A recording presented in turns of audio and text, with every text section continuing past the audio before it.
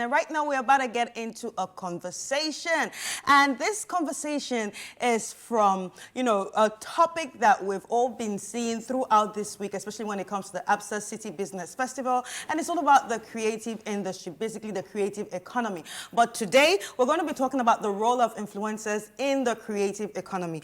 And of course, in today's rapidly evolving digital landscapes and the sprung up of a lot of social media platforms, influencers have become very pivotal when it comes to the creative economies. These individuals with their large followings actually have changed different ways that even consumers act, has impacted in different industries, and also make us wonder, what is this all about? How are they doing it? And it's all about influencers today. Ladies and gentlemen, joining us in the studio today is Evelyn Basweti, who is a managing director at Niyilo Limited, Alaji Tiozi, who is a food and lifestyle influencer and also doubles as a biochemist.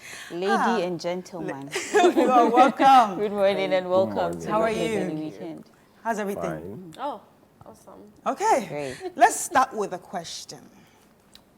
What is an influencer, or who is an influencer?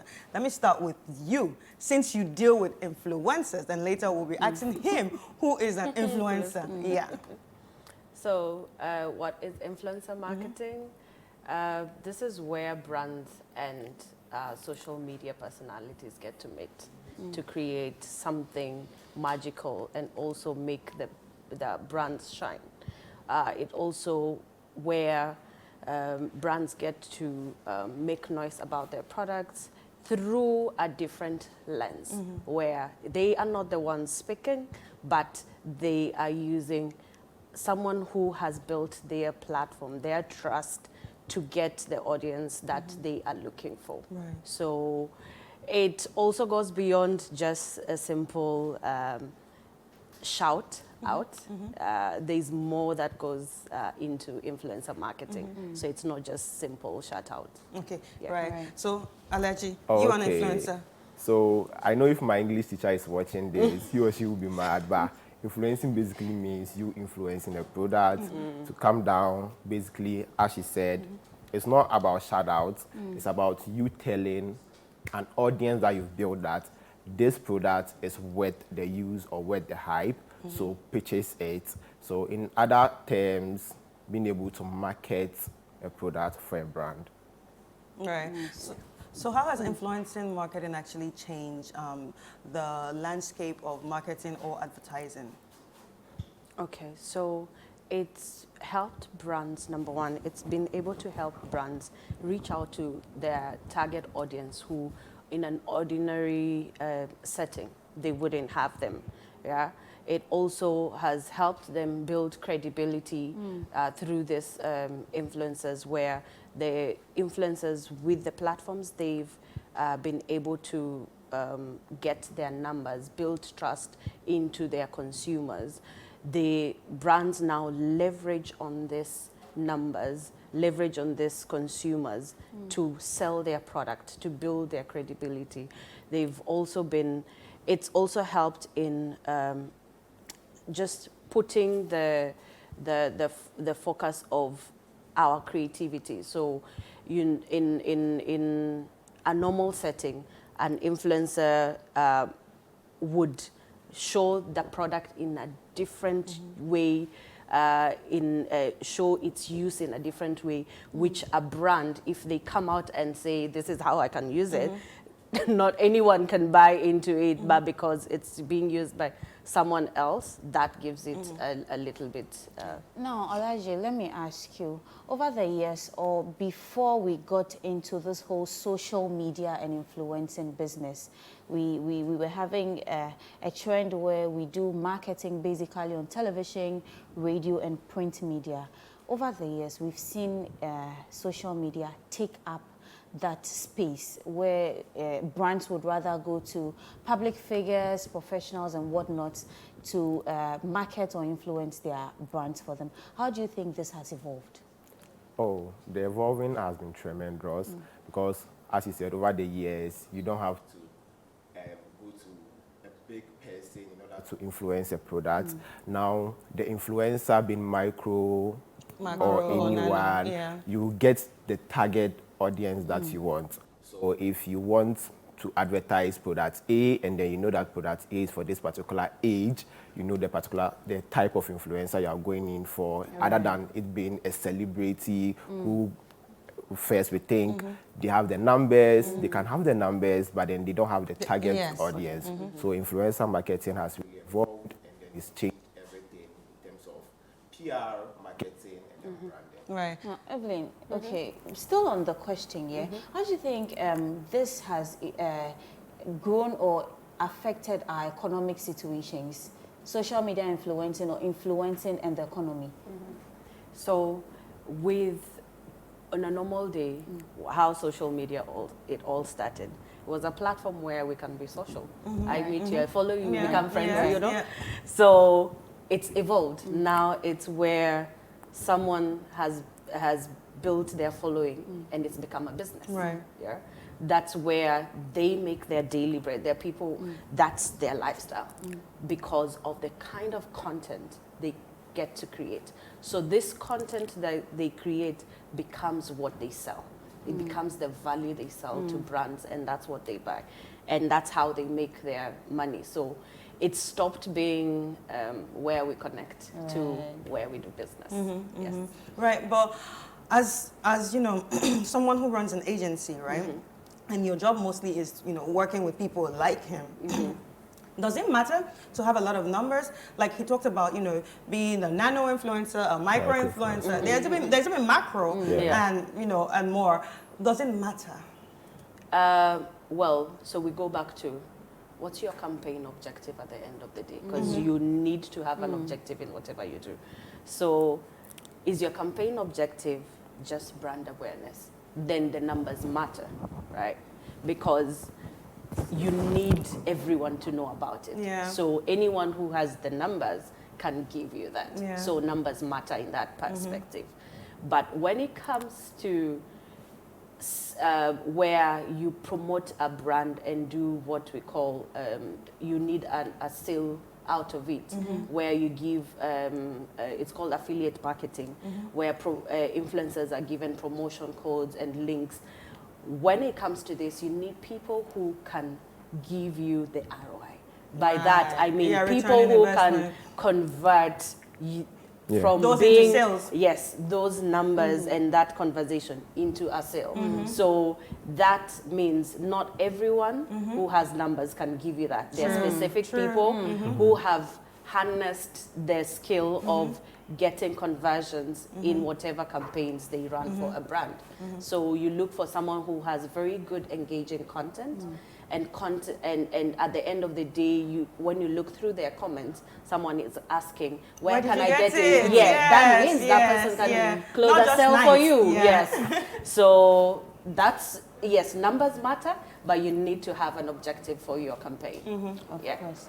Now, we've seen the likes of, as you said, numbers matter, but these days, just anybody that has numbers feel like, oh, I can influence, or anybody that feels like I can talk, I can speak well, like Jifa, like Chris, like Evelyn, or even Alaji here can influence. Yeah.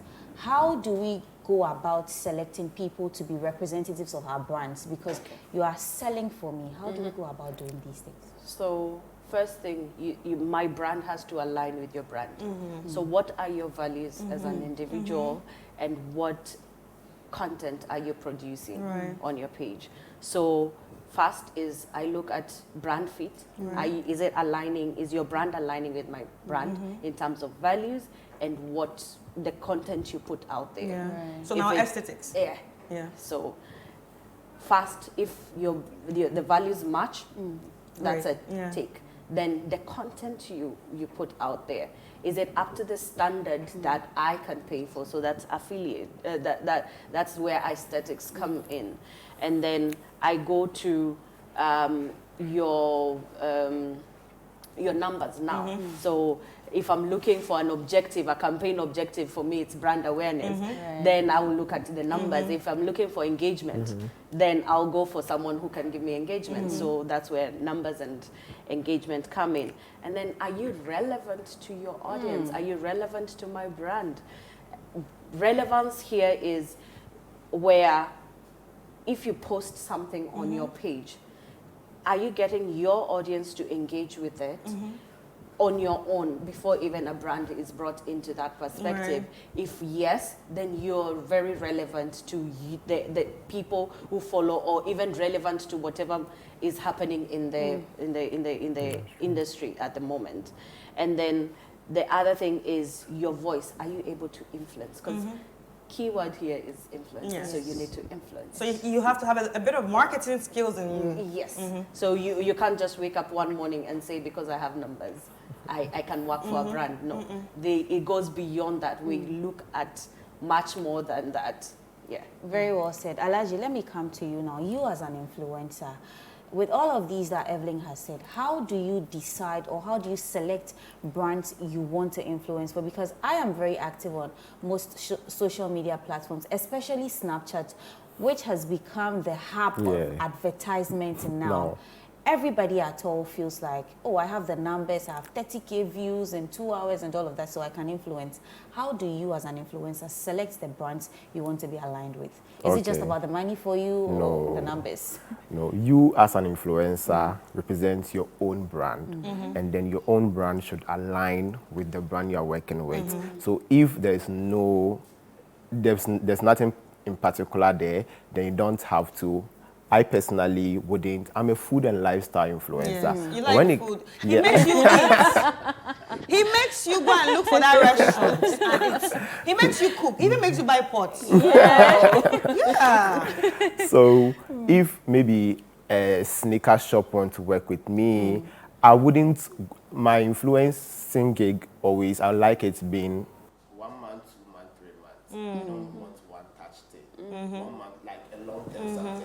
So if any brand is coming and then we can't go with a long term, then I'm like, oh no, just let it be a PR gifted. I share my story and then we go. But then if I'm going to work with you, you have to align with what I do, which is the food and then lifestyle. Lifestyle is not any lifestyle. Maybe travel, a bit of skincare, but aside that, no, it should be PR. I think I like what you just said, and it just reminded me of something else we look out for, your niche. We don't go for everything. So for particular brands that we work with, there are those things we call passion points for the brands. And now passion points for brands are, is the brand into art? Is it into lifestyle? Is it into fashion? If the brand is in line with that and you're looking for an influencer, you look at the niche of that influencer. So now how do you navigate the transparency when it comes to influencer marketing?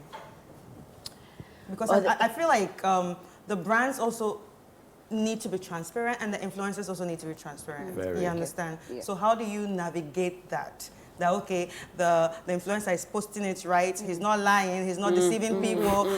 His age is. I mean, the people following him are from certain age to certain age. You understand? So how do we navigate all that? For transparency, it starts with you as an influencer being very honest with whoever you're working with, and also as the brand, we put everything on the table. So first, I will get to check out your profile. So you have to send me your profile as an influencer, the back end where it shows me the demographics and all that, especially if you're working with brands that age is a matter. So when you're, there are some particular brands you can't even work for because, like pharmaceuticals, and there is a very specific regulation there. You can't be anyone just saying that this medicine and that medicine is good. So you have to check the age. So the demographics page that from your different platforms, you need to share that. So that's the first thing, to authenticate that you're actually saying that you have this audience and this is their age bracket. So with us, we look at, is 70% of your followers that age, If yes, then tick. So Yeah. that's how we authenticate.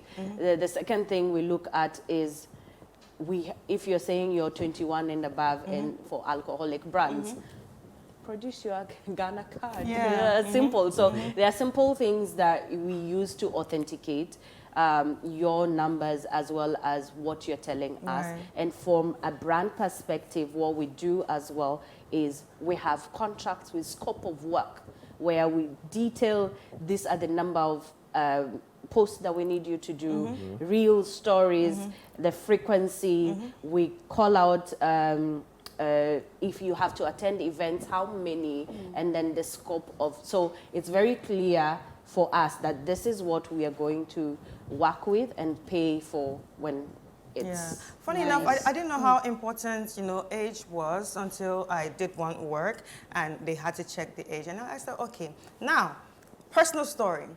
My son, I didn't know his friends follow me on social media. I don't like that. And you follow me on social media. You guys follow me. You know how I can be some. I like to talk about adult Something. stuff. You understand? So when one of his friends actually, I put my son's picture and the person was like, cute. I didn't understand. I was like, oh yeah, he's a cute boy. And then my son runs to the room. My friend said that you're posting pictures of me. I'm like, How did you know? how did you know that? And he said, oh, she's following you on Instagram. I just went straight to my Instagram, changed the age, and then blocked everyone under 18. Because I was like, oh, wow. That's when I even realized that, okay, you can actually also regulate the age of people that follow you. So, Alaji, what challenges do you face in Ghana today as an influencer? Wow.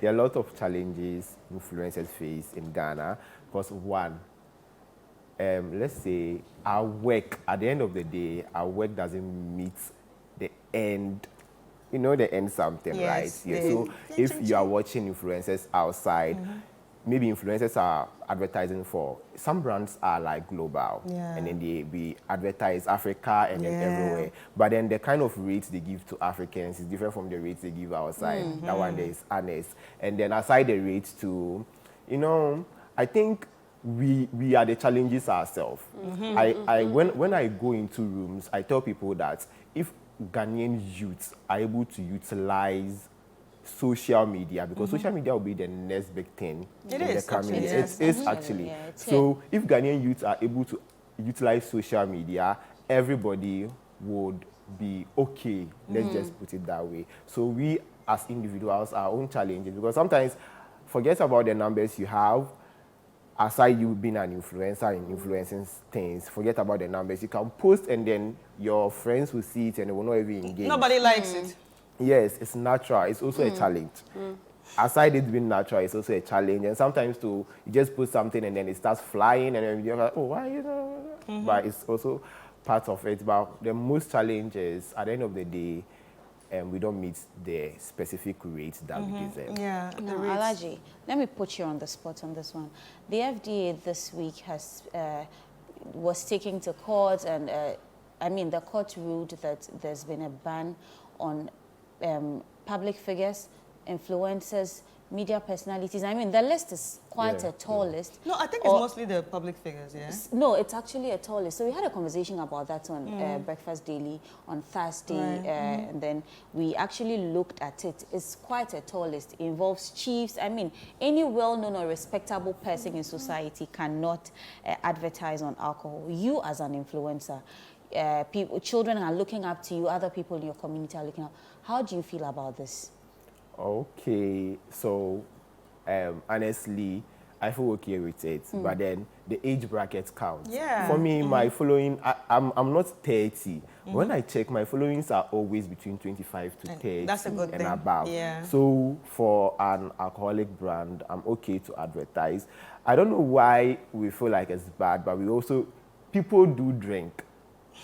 So why do you think it's bad? Okay. Now, they are saying that you are supposed to be someone the children look up Look to. up to. You're supposed to be someone they emulate. So if you, who has someone looking up to you as a food blogger, influencing, there's one child out there that says, I want to be like Alhaji when I'm out of senior high school, or even when I'm out of junior high school, because at that age, they're still very young. Yeah. And then you are influencing for an alcoholic brand. You are saying, oh, this is good. It takes, if you drink it, it makes you do this and that. The child may want to try it. Do you understand what I'm saying? And now the conversation has been narrowed down to celebrities. But looking at the reports or the broader picture, it is way bigger than celebrities. That is why I asked you this as an influencer. Evelyn, let me ask you too. How do you feel about this? Well, I think in everything you do, you need to have something that regulates you. Exactly, regulation. So regulation is very important. It's just how do you then, knowing what has been put in place, how then do you navigate to make sure that you're up to standard with what they are calling out? So if it means that for alcoholic brands, you are not advertising to ages between under 18 or under 21, depending on which country you're in, follow that. It's very simple. Also, it also gives us another diaphragm of think outside the box. It's not the end of the world if you don't use them on the billboards. It's not the end of the world if you don't use them for your TVC, right? But how about them influencing? I'll take this from an example from an alcoholic brand. How about using them at the place of consumption? Anyway. Right. Right. I think it's been an interesting conversation. Yeah, I really love this conversation, and I hope everyone out there who's interested in being an influencer. Now you've heard the ins and out of it. It can actually be very lucrative, and like Alhaji said, if things were put in place. Influencers out there really make a lot of money, and not also just the influencers. I think the whole influencer value chain, influencer marketing or social media marketing value chain does make a lot of money. Like people like her, people like him, people like you guys watching. Yeah, but a very big thank you to each and every one of you for joining us. Evelyn Basweti, Managing Director of Nilo Limited, and Alhaji Theozi, who's a food lifestyle influencer and biochemist. So 1 second, what's your Instagram handle? Alhaji.Theozi. Alhaji.Theozi. Guys, you'll be hungry to follow him. What's your Instagram so people can follow the agency? Evelyn Kimonto. Yeah. And the agency? Nilo. Nilo. Yeah, Nilo. All right, ladies and gentlemen, thank you so much for being part of this discussion.